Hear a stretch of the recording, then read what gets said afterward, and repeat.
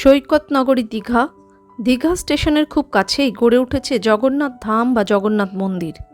পুরীর জগন্নাথ মন্দিরের সঙ্গে এই মন্দিরের অনেক মিল। এই মন্দিরেরও 4টি দ্বার থাকছে।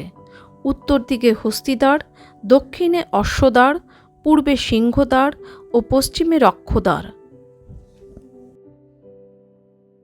এখন আমরা এসে পৌঁছেছি দীঘার জগন্নাথ ধাম অর্থাৎ নবনির্মিত যে জগন্নাথ মন্দির গড়ে উঠছে তার সামনে। তার এটাই কিন্তু মূল ফটক। তার সামনেই এখন আমরা রয়েছি। আগামী মাসের 7 তারিখে রথের দিকে এই জগন্নাথ মন্দিরের উদ্বোধন হবে, জনসাধারণের জন্য উন্মোচিত করে দেওয়া হবে। এতদিন পর্যন্ত রথে শুধুমাত্র বাঙালি দৌড়তে পুরীতে জগন্নাথ ধামে বাবা জগন্নাথের একটা দর্শন পাওয়ার জন্য প্রচণ্ড ভিড়কেও তারা কিন্তু উপেক্ষা করে দৌড়েছে। কিন্তু এবার তাদের কাছে কিন্তু আরেকটা অপশান তৈরি হলো, সেটা হলো দীঘায় এই যে সৈকত নগরী, সেখানে এসেই তারা কিন্তু সরাসরি জগন্নাথের বলরাম এবং মা সুভদ্রার দর্শন করতে পারবেন এবং পুজো দিতে পারবেন।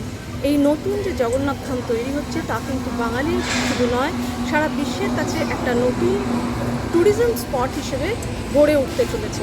বলা যেতে পারে দীঘার ভ্রমণ যে মানচিত্র, সেখানে একটা নতুন পালক যুক্ত হতে চলেছে এই জগন্নাথ ধাম।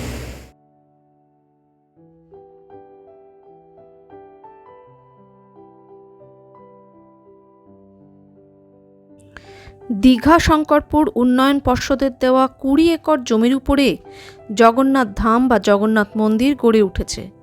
রাজ্য সরকারের তরফে হিডকো এই মন্দির নির্মাণের কাজটি সম্পাদন করছে। মোট 4টি মন্দির থাকছে। জগন্নাথ দেব, বলরাম দেব, মা সুভদ্রার মন্দির ছাড়াও থাকছে মা লক্ষ্মীর একটি মন্দির।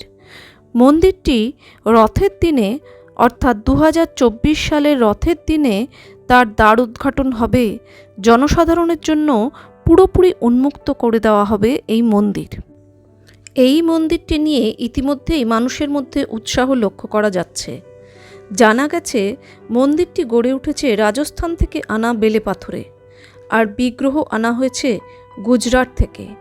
এই বিগ্রহে শেষ মুহূর্তের কাজ চলছে। তবে মন্দিরে আনা অন্য জগন্নাথ বিগ্রহে ইতিমধ্যেই কিন্তু পূজা অর্চনা শুরু হয়ে গিয়েছে। মন্দিরের কাজ প্রায় শেষ পর্যায়ে। এখন দিনে প্রায় 2000 শ্রমিক একযোগে কাজ করছেন।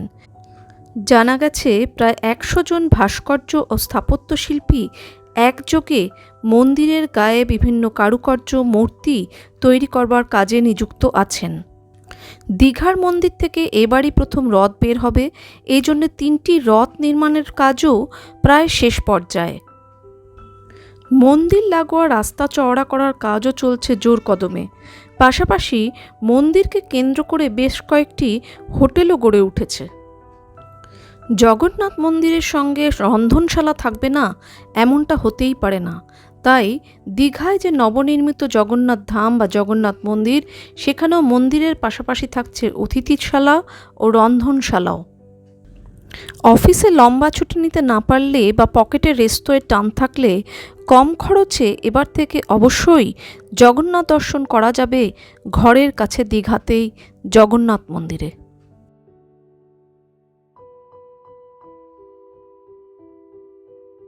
সৈকত নগরী দীঘা।